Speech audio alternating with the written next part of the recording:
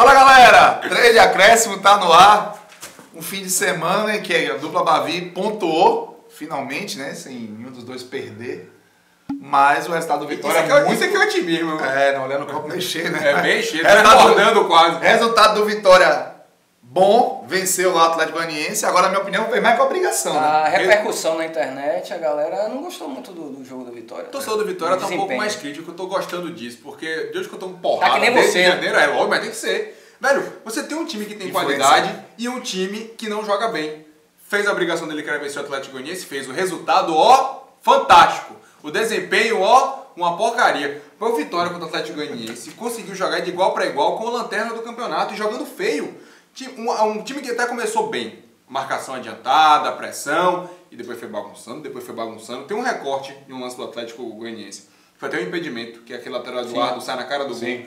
A linha da defesa do Vitória tem assim, ó, 6, 7 jogadores na linha da grande área. Isso não é marcação, isso não é sistema defensivo. Qualquer infiltração, qualquer diagonal, qualquer passe em profundidade, um passe por elevação, acabou a Vitória. Isso é equipe de segurança, tirando todo mundo da arena quando acabou o jogo. Parecia aquilo ali. Só que o negócio é o seguinte, Deus sabe como, principalmente no segundo gol, quando já tinha virado baba, porque sabe quando você cansa no baba, que mais do que nunca fala assim, Cássio, vai lá, joga lá na frente, fica lá na frente. Sei muito bem. Tá na banheira. Não, Fabio, aconteceu isso. Inclusive Galo fez depois do jogo, Cleiton Xavier foi pro ataque. Aí Rafael só virou armador. Segura o zagueiro ali, marca o goleiro ali, Cleiton. E aí, quando o Vitória tava mais mangueado, mais desorganizado, saiu a jogada mais organizada do Vitória, de pé em pé, um cruzamento. Rafael só fez um corta-luz que teve gente dizendo, ele errou não, ele fez o corta-luz para o William Corrêa chegar e fazer o segundo gol do Vitória. Agora, e belo que gol, isso viu? foi um golaço, mas futebol não é receita de bolo, não é. Quando o Vitória estava mais desorganizado, saiu a jogada mais organizada. Escapou de tomar uma cabeçada que bateu na trave, Fernando Miguel pegou, rapaz. O Vitória tinha feito 1-0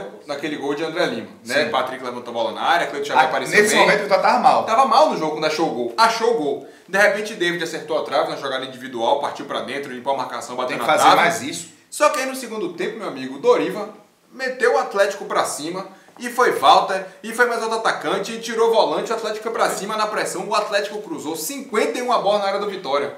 Alguma hora ia furar, né? Deixa eu te perguntar, no Instagram, quando a gente bota, no final do jogo, a gente bota o placar e pede pra galera comentar. O pessoal comentou muitas substituições de Galo. O que você achou das substituições? O Galo disse que recuou muito o time, recuou demais. Eu achei que as substituições recuaram o time. E assim, não é novidade Galo mudar mal, né? Não é. É recorrente. Ele parece não ter uma leitura, pelo menos do que a maioria das pessoas que estão acompanhando mais de perto tem. Por exemplo, ele botou o Fred no jogo, Pedro, quando ele poderia, por exemplo, colocar René. Não, é o seguinte, você tava com um time, querendo ou não, que tava arrumado.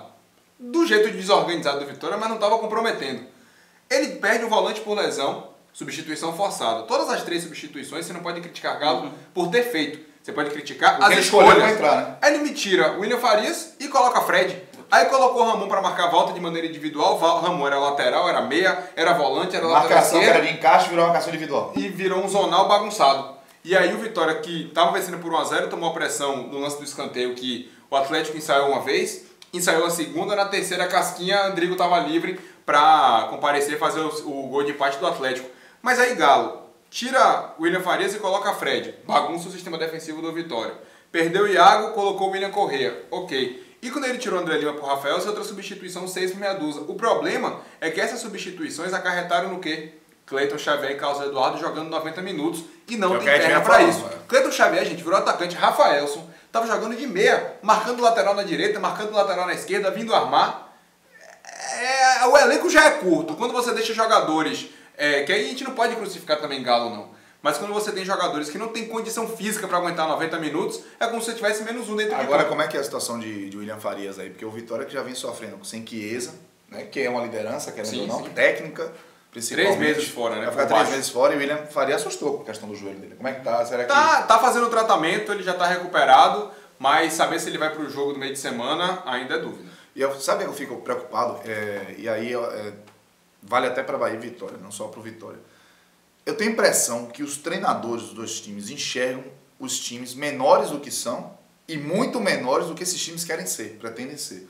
Porque não dá para o Vitória jogar fora de casa contra o Atlético Goianiense, que é o lanterna, que com todo respeito é uma equipe modesta, né? O elenco é modesto, De forma recuada. E você ter forma tanto medrosa, respeito, exatamente, você dá tanto o campo, a bola, não se impor. O Vitória tinha que se impor. E o Vitória não fez isso. Se o Vitória não fosse se impor contra o Atlético Goianiense, vai se impor contra quem nessa primeira divisão? E pode ser no Barradão, pode ser no Serra Na Dourada, Tailândia. pode ser no Estádio Olímpico, pode ser em qualquer lugar. O Vitória tem muito mais qualidade para ir para cima do Atlético, para agredir o Atlético, e não fez. Era um jogo, Fabio, que tipo assim, era um time esperando o outro e ninguém... Todo mundo com medo de errar. E todo mundo com medo de errar. Todo mundo jogando por uma bola, mas ó, Vitória jogou mal, não jogou pouco não, jogou muito mal. Mas ganhou os 3 pontos, futebol... saiu por um momento da zona ali dormiu fora da zona, né, mas já voltou pra Justo zona. no sábado, né, bicho? Né, tinha que... Essa zona eu não quero ir não. Mas a verdade é o seguinte, se você for olhar só o resultado, bacana, massa, mas o desempenho do Vitória foi mal pra caramba. Então vamos falar. Quem não quer sou eu. Vamos falar do Bahia agora que jogou. Negócio de zona não pode ser com a gente não, nem um nem outro. Tudo casado. Falar do Bahia agora que jogou no domingo contra o Fluminense. Jogou e foi diferente do jogo do Vitória, porque jogou bem, né? Jogou certo, mas infelizmente não deu pra... Aí é que entra o grande questionamento. Jogou bem? O que é jogar bem? Bem no tempo o Bahia criou muita chance, concordo. Acabou cedendo o gol Fluminense. Perdeu gols assim, Seu Mendonça me perdeu um gol inacreditável de cabeça. E ele fez o movimento certo, né? Rapaz, essa é a grande questão. Negócio, ele faz o certo. É tão assombrado que ele fez o movimento certo e a bola saiu, velho. Embaixo da trave. É isso. E culpa de Jorginho isso? Não Agora, é. sabe o que é engraçado? Foi engraçado demais. Engraçado, sem a galera me tacar pau nem nada, não, nem pedra.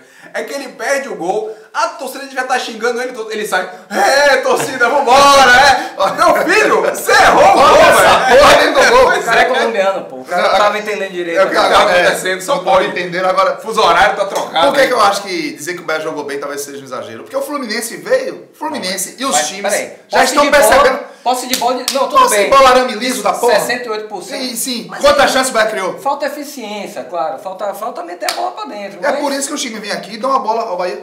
Pode O ver. Fluminense chutou uma bola no gol. Não, e o Bahia tomando gol. Porque sabe que não vai sofrer tanto assim. Perceba que no gol do Fluminense, pra mim... Vários erros. A culpa maior pra mim foi de Lucas Fonseca. Boa. Isso aí, boa observação. Porque o Lucas Fonseca foi pegar a bola na lateral, largou o cara lá livre. Se ele ficasse lá na posição dele... A bola era dele. E de onde o jogador que recuperou a bola tava com ela, não ia ter como fazer o gol. Pois é. Só dando um passo. Não, pra mim tá coberto de razão. O Vinícius pode até ter errado, mas o Lucas Fonseca sai todo destrambelhado. Uma vida louca, parece que vai pra dentro. Sabe, aí depois vai E sair. aí a sensação de erro de azar. E Thiago fura, Janzinho não chega. Henrique Dourado dando passe calcanhar. Ele tentou finalizar, ele não deu passe, né? Ele tentou finalizar. Peraí. Ele tentou finalizar e deu certo. Só que o negócio é o seguinte, quando o Bahia faz o certo, erra, o Fluminense erra e consegue acertar. É isso. E o Bahia, depois do segundo tempo, ficou ali com a bola, mas criou aquela chance de Regis e o gol do João Paulo. E aí vai entrar. Ó, 70% de posse de bola pro Bahia. O Bahia trocou quase 600 passes no jogo. Mas se você não agredir, se você não infiltrar, se você não fizer aquela diagonalzinha, não ter as ultrapassagens... A triangulação também, a triangulação, que é outra coisa. Os laterais se do você Bahia, não tiver laterais que de fato joguem bola, porque Eduardo e Armeiro simplesmente não existem, não adianta você ficar com a bola. Você vai ficar com a bola o jogo todo, você não vai fazer nada com ela.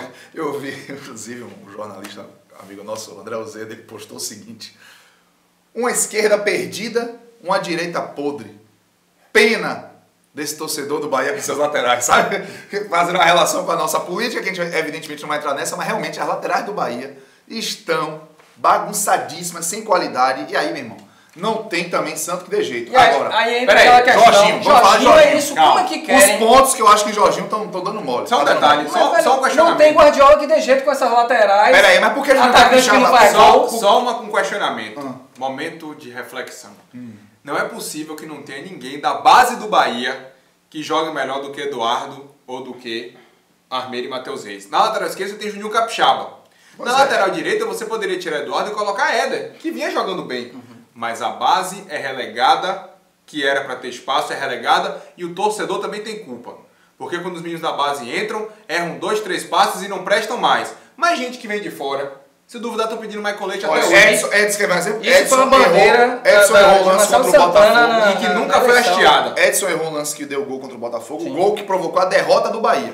1-0 lá. Certo? Feijão deu o gol, provocou o terceiro gol de um 3-0 pro Corinthians. O pessoal quando o jogo já estava morto.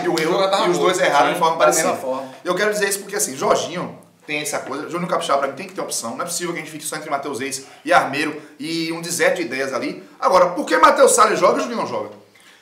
Juninho não tá bem. Mas ele, mesmo assim, não pode ser Juninho é aqui. Técnico quando tá bem. Matheus Salles é aqui. Certo? Até agora do que eu vi. Mas os dois estão aqui. Então, pois é, Juninho aqui é melhor que o Matheus Salles aqui, meu irmão. É isso que eu tô querendo dizer. E outra coisa... Isso é teoria, né, Cássio? Porque ele vem jogando na Série A e não fez uma partida que preste. Pera aí, ele jogou contra o Cruzeiro, ele jogou contra o Grêmio, ele jogou contra o... que preste. Tô falando sim, jogou bem. E Matheus Salles?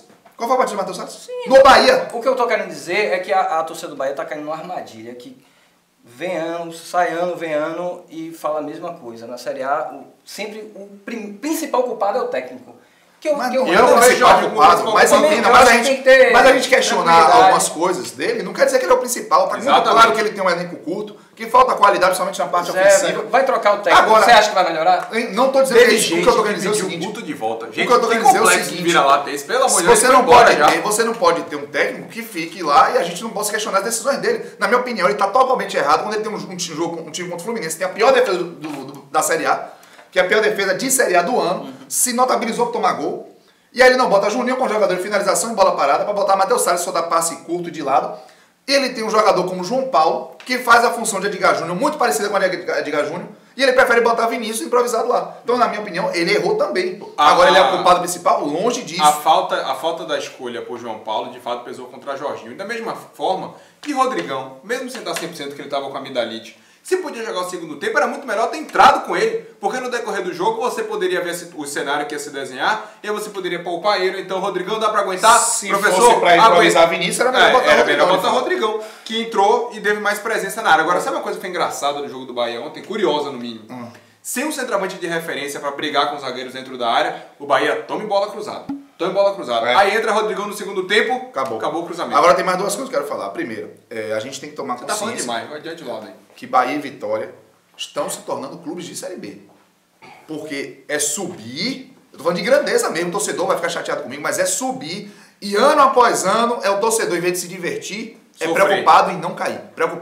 Então, a gente já é realidade. Estamos na 12ª rodada, 1/3 do campeonato, certo? Um tá dentro da zona, e o outro tá ali na boca da zona. Então, isso é uma coisa. A outra coisa lamentável, e a gente não pode deixar passar, é o que aconteceu em São Januário, no sábado, entre Vasco e Flamengo.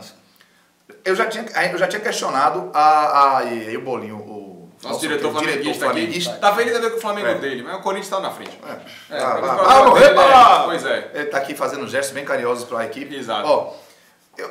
São Januário receber um clássico já era para causar estranheza. Agora, o pior de tudo é as cenas se repetirem com as mesmas peças, o mesmo tipo de perfil de torcedor. O cara tinha uma bomba no estádio. Como é que o cara tinha uma bomba no estádio? E o que você falou hoje mais cedo. O cara que sai de casa com uma bomba na mão, ele tá mal intencionado. Não tá bem intencionado. Ele não vai pro estádio com uma bomba na mão pensando em fazer uma festa, né?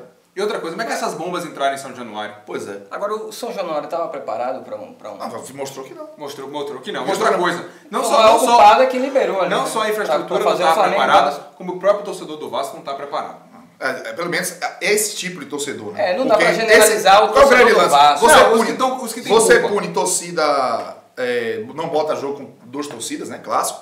Depois você resolve punir a organizada. Só que ontem, no sábado, em São Januário, tinha vários membros de torcida organizada, sem a camisa organizada. Adianta de quê? Você manter o cara lá. E a polícia ainda falou que isso ainda dificulta a identificação do torcedor. Então assim, tem que mudar a forma de punição. E só pra gente terminar aqui é o seguinte, tinha um cara com vergalhão ameaçando o cinegrafista da Bandeirantes. O cara... Nossa sociedade... Que porra é essa? Tá falindo? Nossa sociedade tá falhando e muito. Galera, 14 minutos, tempo pra caramba. Esses caras falam pra porra, né? Você vê, eu fico aqui tranquilo, só ouvindo. Eu gosto de ouvir vocês, mas obrigado. Tá na hora de sair. Só dar os parabéns a você, que tá bem, muito bem no chutando a rodada, obrigado. mas no meio de semana, Diogo Brocarei. Vai errar tudo. Abraço.